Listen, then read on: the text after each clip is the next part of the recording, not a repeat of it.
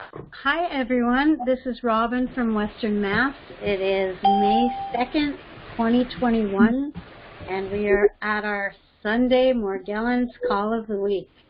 So welcome. I am Robin, as I just said.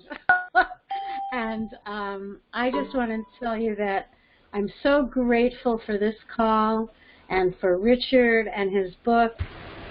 They helped me get my life back. I had all kinds of infestations. I'm at the tail end of the second round of infestations with bed bugs, mites, springtails, fleas, and of course Morgellons. And if it wasn't for Richard and his the diet is amazing, and if it wasn't for him and his book and the support that I found here, I don't know if I would have made it emotionally and mentally. So I'm so thankful to be here. And Richard, you know, he's here every week. You can email him questions, and he's on the 11th edition of his book because as we, his research team, discover new facts, and he does his own research as well, he constantly updates the book, which is more than you can say about most doctors or scientists or research foundations. So he's on the 11th edition, and he's here. I believe that Richard really cares, and that's why he's here. And so I just would like to introduce you to Richard Kuhn, the author of How to Get Your Life Back from Morgellons and Other Skin Parasites. Thank you, Robin. Thank you very much. It's a pleasure to be here today. Our wish, all of us here, our wish is simple, that one day you'll say, because of you guys, you were there for me, and you contributed to my life, and because of you, I got my life back. Thank you. That's the only reason we're here. We're not here to sell you products. We have a phenomenal store, but my book lists other alternatives that you can get in the drugstore. So now we have a very special guest today, and those of you who have been coming back to the call for quite some time and appreciate us being here, I want to give thanks to the person who actually started it, and that's Margie. Hi, Margie. Hey, Richard. So great to have you back. How long has it been about? Probably We started about 2.5 years ago? 3 years, I think. Anyway. 3 years? Yeah. And it was Margie's idea, and she was with us for probably 1.5 years, and every Sunday. Margie, you're a registered nurse, correct? Yes. Yes, and she's had the honor to work with Dr. Herbert Benson, who is one of the pioneers in managing stress. And she, in her work, has learned a lot about the qualities that people utilize to get their lives back. And we call them what? Qualities of resiliency. And so this is a thing that we did for a long time on the call. And I'm so glad to have her back today to honor her and her participation in getting this started. So I'm going to turn it over to Margie, and she's going to go over the qualities of resiliency. This is going to be our stress management section, because this is all about managing stress. The last couple of weeks we talked about depression and dealing with it, and techniques that you can use to dig yourself out of depression. We do deep breathing from time to time. We do tapping exercises. Stress is so important, and we look at things like sometimes we laugh, sometimes we laugh at things, and we have Robin play music for us, and this is all part of the human being. We're just not 1, 2, 3 cells that have to be fixed, or a couple organisms that we got to get rid of. It's the whole being that we're interested in. And so Margie's going to go through the qualities of resiliency, and hopefully as time goes on, one of the things that have come up from time to time, and I believe she's going to help us fill this void, is there are many, many of you who have no support at home. It's like you're dealing with these ugly monsters that invade your body and take over your psyche and your body, and you want to get some support, or at least hope to get some help from the people that you live with. And I mean, we've had situations. Sandra, one of our initial coaches, she was thrown in the psych ward 3 times by her husband and the doctors, without her consent. And so we're so mistreated. That's the ultimate. Many are made fun of and called druggies, or that you're the ugly duckling in the family or whatever. So I'm hoping Margie will support us in that, in doing a special segment as time goes forward. So I'm going to turn it over to you, Margie. Well, Richard, thank you so much. Can you hear me okay? Yes. Yes. So thank you, Robin. What a gift Robin is. She's just an amazing friend. And I feel excited to share this time with her tonight. I'm going to get started into the qualities of resiliency. And I also want to talk about synchronicity, because I think it's a huge part of tapping in to a spirit that's beyond our physical being. And excuse me, your voice didn't come through quite very clear. Are you going to talk about what is it? I said I'm going to talk about resiliency. Yes. And synchronicity. Synchronicity. Okay. Synchronicity. And first, I think I'm just going to review the qualities of resiliency. Then I'm going to go back to the first one. I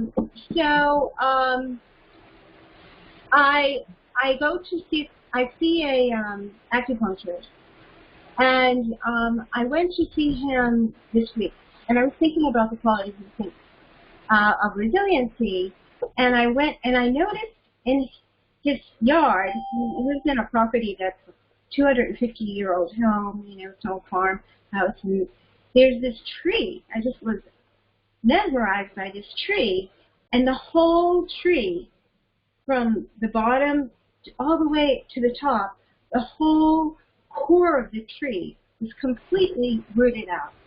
There was just one half of the tree left, and in that half of the tree left, there were branches, and those branches were budding. And I looked at that and said, resiliency. And it gave me goosebumps when I saw it. I took a picture of it. I think I might try to paint it. And so I was thinking about that, and in my mind, preparing about any talk I give, I kind of prepared ahead of time. And then this morning, there's a spiritual person that I listen to on Sunday morning, and he's talking about the scripture of being part of the vine, and how important it is to bear fruit, that you must be part of the vine.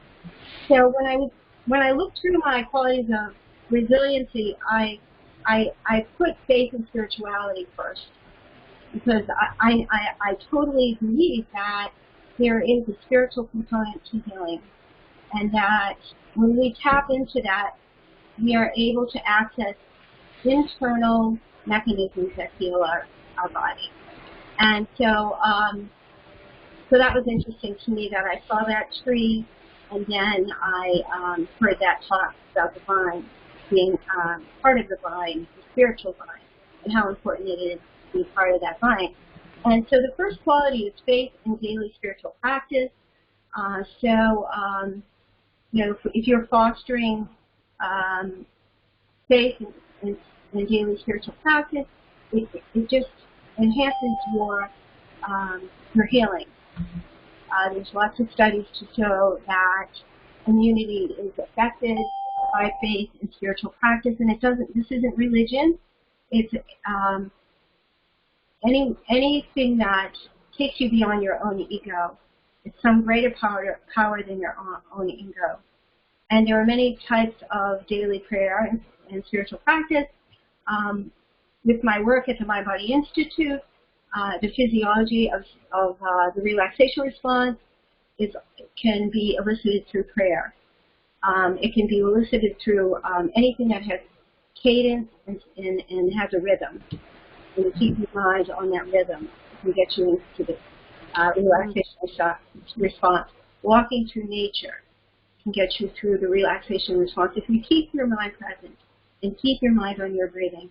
And I'd say breath and awareness are game changers in any interaction you have with anyone. If you're in a stressful situation, focusing on your breath and being aware of your thoughts, and rather than letting your thoughts rule you, being aware of what you're thinking, those are game changers.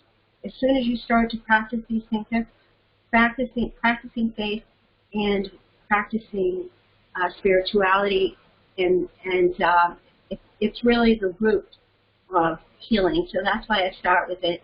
And I think all resilient people have some type of faith, even if may I say something, Margie? Sure. I saw a Facebook post, which is phenomenal. It was researchers, and when we go back to Herbert Benson and Dr. Hanze Selye, they did a lot of research back then, and this research was interesting. They took mice and they put them in water and made them swim, for survival. And generally, the first time they put them in, the mice didn't make it more than about, 12 or 15 minutes. I reposted it, so when you go to my Facebook, you can see the actual experiment. So they picked the mice out before they would drown, and they let them recover for a few moments, and they put them back in and repeated the experiment. Do you know how long those mice made it the second time? 40 hours. They knew somebody would save them.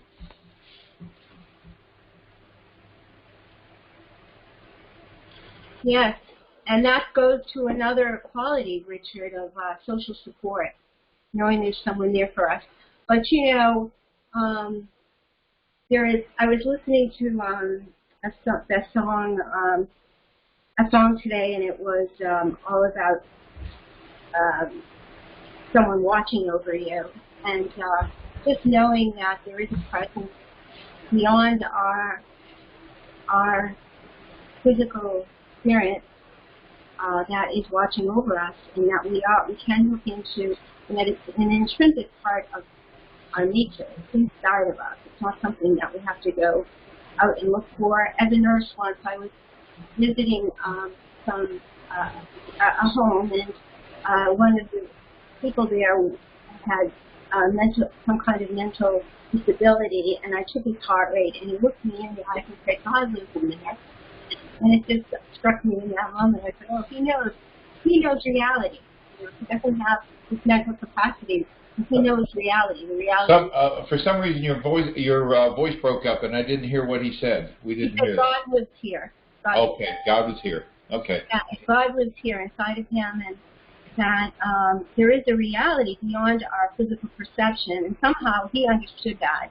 So spirituality isn't about rational mind. It's inside of us. It's intrinsic. It's beyond that. It's more of an instinctual knowledge rather than an intellectual knowledge. So having a regular practice, and it doesn't mean perfection. And if you're at a point in your recovery right now that you cannot even sit still because of the nuisance of these organisms that you will overcome, but you're not there yet, don't. Your physical practice might just be thanking God for anything that works in your life. A spiritual practice I was taught early in my life was just the expective thank God for things that you know are going to work. Like you see your toothbrush and your toothpaste there, you say, "Thank God I have toothbrush and toothpaste." Like start thanking God for the most simple things in your life, and just that's a spiritual practice. that's a very powerful spiritual practice. So don't feel as though it has to be the perfect sitting there meditating even for 5 minutes. You might not be comfortable enough to do that. Once you have a clear bedroom and you can put a clear chair in your bedroom, I think you should run to that chair like you have diarrhea and you're running to the toilet. That's how important it is. That's how much above the game you're going to be if you're able to get that into your life. It will really make a difference in your healing. It'll wake up your immune system, and it'll bring you to deep connection to that source of knowledge that's beyond the rational mind. And so that is the first and most important. And by the way, my acupuncturist also said that wonderful tree bears fruit every year. Wow. And it bears just enough apples to make a pie. And he and his wife, it's like a ritual when they eat the pie. And they say, he said it was the most delicious pie he has ever tasted in his life. We look forward to that. The resiliency is that tree, the metaphor, it's rooted to the source of life. And with all the troubles and hardships, it's still able to give fruit. And it's gave me inspiration. It's a beautiful thing. I'll send you a picture of that, Robin. I would love to see that. Okay.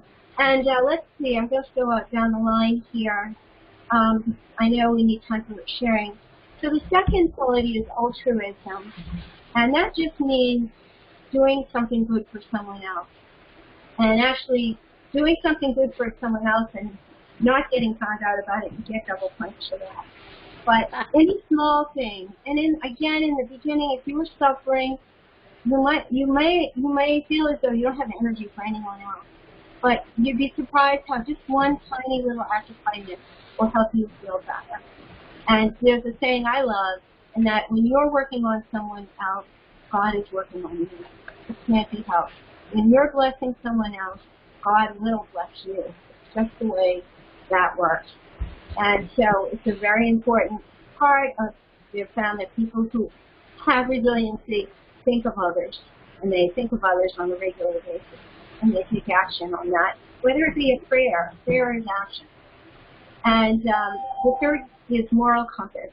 So it just makes sense. If we're doing the right thing, then we're going to be blessed as well. And sometimes that blessing might be grit. You know, it might be, maybe we're doing the right thing and we're punished. Maybe we're doing the right thing and we're suffering, while other people who seem like they're not doing the right thing are in a much better place. But that's just not the way karma is. Eventually, you will find your light, and it'll be beyond what anyone else could imagine. So we need to just be very reticent about that.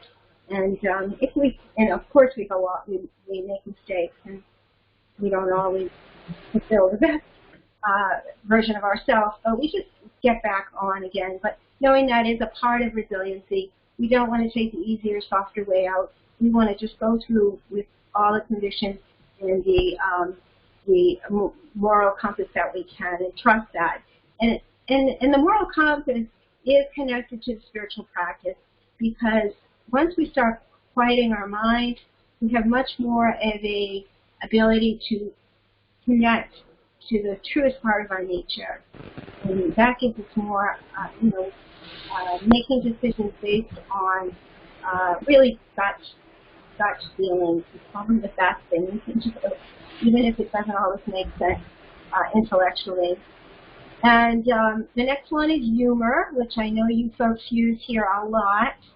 And not taking ourselves or anyone else seriously. And resilient people don't take themselves too seriously. And they don't expect perfection from ourselves or anyone else. This helps to handle stress, seeing the absurdity, looking for absurdity in situations. Trust me, for me, it doesn't take much. I find myself in many absurd situations. yeah, I mean, I think I've shared some of them here. And, especially, I think that if you're still in the muck of this, you're going to have brain fog. Your thinking might not be so great. You might make silly, really ridiculous choices sometimes. And the only response to that, there's only one response to that. If you make the stupidest choice, if you completely sabotage yourself, if you're back on day one because you did something completely stupid and you knew it, but you did it anyway, there's only one answer to that, and that is compassion. Compassion. And that's the only thing that helps you get back on the track. Because it does take an enormous amount of discipline to stick with the protocols. So humor is just wonderful for that. And having a role model. So Richard and Robin are wonderful role models. I look to Robin as a role model. She's a warrior. And Richard is such an amazing human being. And there are other people in his staff that are coaching people now, and I'm sure they are as well magnificent people. Find someone who has what you want and hook up to them and do what they do. And you will have the success that they have. Find someone who has what you want, do what they do, and you will have what they have. On the other hand, if you hook up to the wrong person, you'll have the wrong thing. So find that role model. People who are resilient have role models. And it doesn't have to be a personal relationship. I get inspiration from so many different people, so many writers and saints, and so many stories that I've read. So just having inspiration is very important. And then we come to social support. And that is what Richard was talking about earlier. Having regular contact with others who can be trusted, either family, friends, therapists, or other fellow people in this group, increases resiliency. So people are able to stay strong and move through difficult times and come out successfully when they have support, when they know they have support. And then getting back to the higher power. With this particular illness, right now, I'm hoping things change with that. I actually am being a little bit more open about my Morgellons, and people are, I've had kindness and really wonderful response from people. But I explain as needed for the most part. I don't ever share about this with most people. My motto is explain as needed. And I got this from a woman who's in my yoga class, I'm a yoga teacher, and she had incredible arthritis in all her joints. And I knew her in my fall prevention group, and then she came to my yoga class, and she was there for a few weeks before I even realized she had RA. And I said, I didn't even know you had RA. You never mentioned it. And she just had this quality where she really tried to make herself look like she had no problems. And I believed it. I didn't even know it before. And her quote, her motto was, explain as needed. And I really love that for all of us. We don't have to tell people what's going on. We can have trusted social support. And people know who we are when it comes to this illness, and they know the facts, and they know who you are, and they will give you the love and the support and empathetic listening that we need to get better. If we can't be listened to and we feel like we're alone, then we're not going to get better. We need that. That's part of the life. The next one is facing fear. So being willing to do things, leaving our comfort zone and doing what we don't want to do. This is a hard one for me. And this has to do with trust, particularly if you're following someone else's ideas. And they're telling you to do something that feels like it's going against your own feelings. My experience is in many situations when I've been willing to let go, and I don't mean if I have a real strong gut feeling this is wrong, but I mean that it's my mind is telling me stuff that just isn't true, that I don't know is true, and it's just a defense mechanism to keep me away from doing what I'm supposed to be doing, because I'm afraid. Underneath it all is fear. And so being able to be with the fear and do it anyway, as they say. But we need the social connections to even uncover the fear. Because so often our behaviors are rooted in fear, and we don't even realize it. So having someone you can talk to, I love the fact that we can have coaching going on, and you can share your fears with another person, and they can help you walk through them. And it's a definite, if you want to get to the other side, you have to be willing to walk through discomfort and do things you're not comfortable with. And asking for help is a huge part of walking through fear. There's a saying that if you don't know what God's will is for you, then pray about it. If you know what God's will for you is, and you can't do it or won't do it, you need support. You need support. You seek support to do that right thing, that hard thing. And so resilient people have social support. They ask for help, and they walk through hard times with help. So the second last is having a mission in life. Resilient people are goal setters. So, and if they're not, they have to learn to be if they want to get their goals met. You know that through any academic teach that you went through, you had to have goals. You couldn't just float along. You had to really do the assignment, have goals, follow through, take the test, and move through. Structure is so helpful. Such a wonderful thing. And resilient people create structure for themselves, and they use it, and they have that stick-to-itiveness.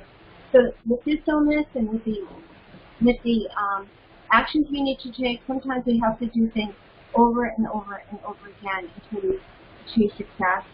So that one-point focus is a meditation term, and meditation, finding circling back to spiritual practice, finding a morning meditation in which you're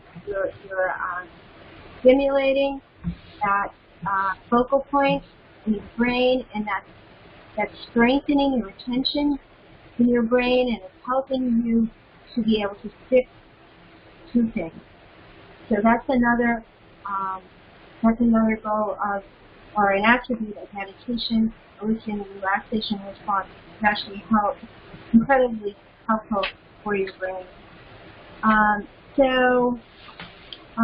me see here.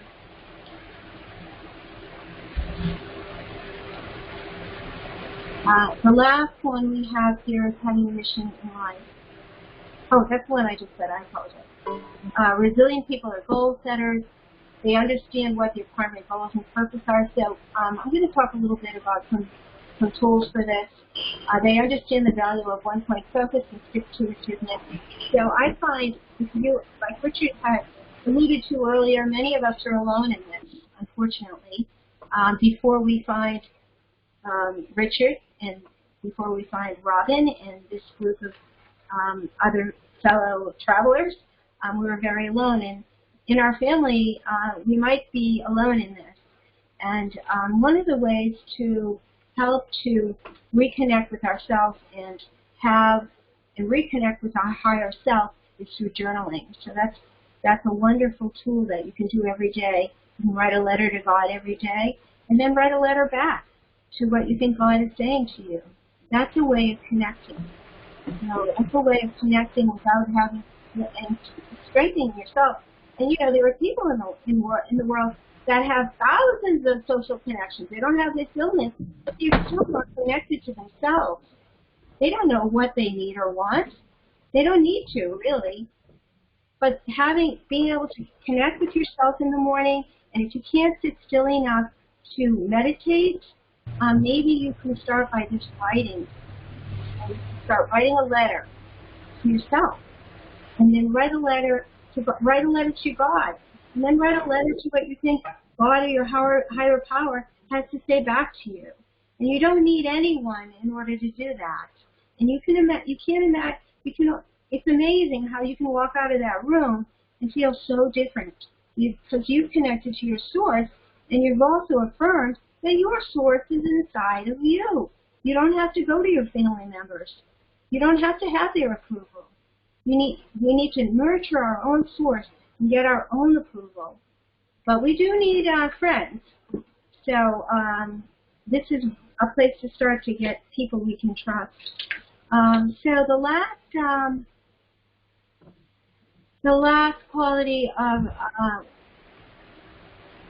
of resiliency is training, and that's really just the stick-to-itiveness, and that's practice, practice, practice. So in order to, Richard talked about eliciting the relaxation response. In order to, well, it's not something you just go in and do once.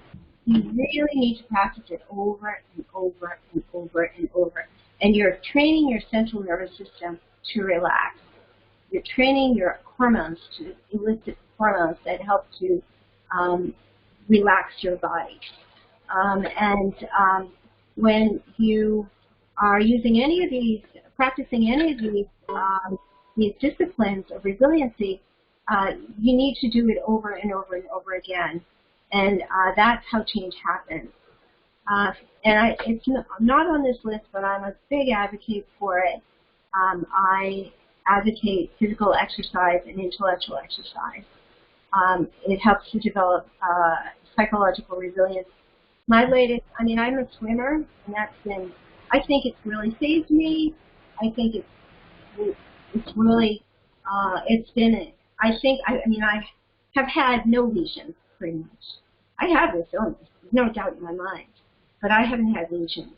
And I'm an avid exerciser, and the breathing is very meditative, and I do that a few times a week.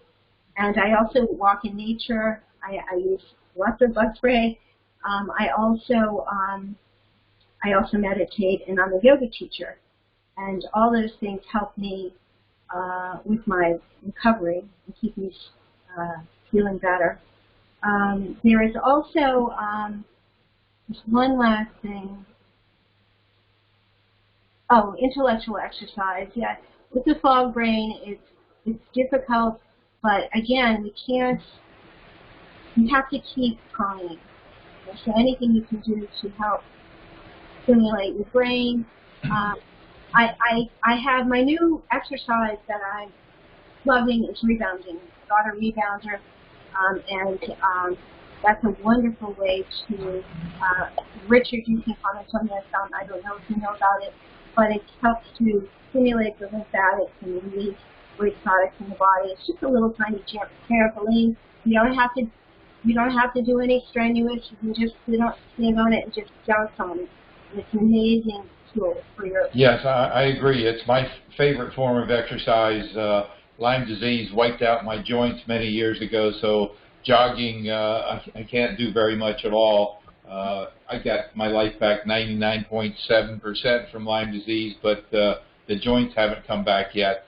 So the rebounder is great. It's easy. It's gentle. It opens up the lymphatics. And 3 minutes on the rebounder is equivalent to practically 20 minutes of regular exercise. If you haven't tried it, try it. I guarantee you the first time you do it, you won't make it a minute on the rebounder. And if you have trouble with balance at this point, you can stand it next to a chair or something, or some of them have stabilization bars that you can attach to them, and you can use it to get your balance back, to improve your balance. So it's all around the best form of exercise there really is, the most efficient. And you can also use it to elicit the relaxation response. Absolutely, you can breathe and and focus on just the movement, and the sensation of your body moving up and down. And that's the discipline. So if your mind wanders and you start going to your list of what you're going to do, bring it right back and just be with the breath, be with the movement, whatever you might be doing, and that can elicit relaxation in your body. And I know Richard is an expert in this. So I'm just going to go over and the physical attributes of the relaxation response. So finding Catholics use the rosary, saying a prayer over and over again. For centuries, all the religions have had repetitive prayer, repetitive motion. You see people from Eastern religions moving forward and back when they're praying. These kind of repetitive motions in humans, it helps to elicit relaxation. So what does that do? It quiets the brain, it slows the heart rate, it decreases the blood pressure, it improves sleep digestion, it helps blood sugar levels. It decreases all our stress hormones, it increases blood flow, it decreases our muscle tension. You can just sit in your chair and not do anything but breathe and focus.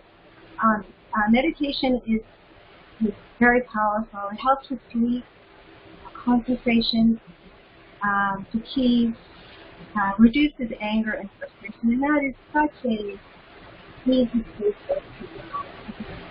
So this is a very, we are all like, everyone who's in this and stays with it are resilient warriors. And we just need to keep moving forward and know that compassion for ourselves and others is the final, always the solution. It also boosts our confidence, the relaxation response, because our defense mechanism is kind of evaporated. So I guess I will leave you with breath awareness.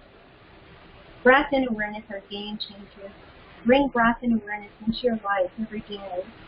And maybe sometime I can come back and I can bring you into an exercise, which you would like for the group. But that's to be up to you. Okay, thank you, Margie. If there are has anybody texted in Robin, any comments or questions? Anybody texted in to Chris, any questions? Anybody would like to ask Margie any questions? Please use those phone numbers we gave you. No, but I would like to I wanted to thank Margie so much for sharing that, and I was excited also that you were coming today, and I was doing a presentation, Blues in the Harlem Renaissance, and at the end of it I opened it for questions, and I've been a musician for like 15 or 20 years, and no one ever asked me this question, like, what's your educational qualification to do this? It kind of took me aback, and I answered as best I can, but the thing is that this woman emailed me afterwards, not the question person, but someone else. She said, I just wanted to let you know that not only was your answer charming, it was filled with resiliency. Wow. And I was like, whoa, that is so good. Oh, it's all because of Margie. That's great. Yes, and remember those swimming mice. They had faith that the second time around they were going to be picked out. So have faith that this program, this protocol, that you'll get it right and you'll get your life back, as so many people have. So, okay, thank you so much, Margie. We can probably close this segment and we can move into the question and answer segment, and look forward. You'll be maybe later on. We can do, if anybody's on the call that has support issues at home, we can do a segment like that later, Margie. Today, you mean? Yes. Are you available? Yeah, we can talk a little bit about that. Sure. Okay. So. Anyone on the call who does have support issues at home, and that's part of the resiliency that Margie was talking about, get those phone numbers that are on the updates and call into Chris or text him or call Robin or text Robin so that you can open up and communicate with Margie about this.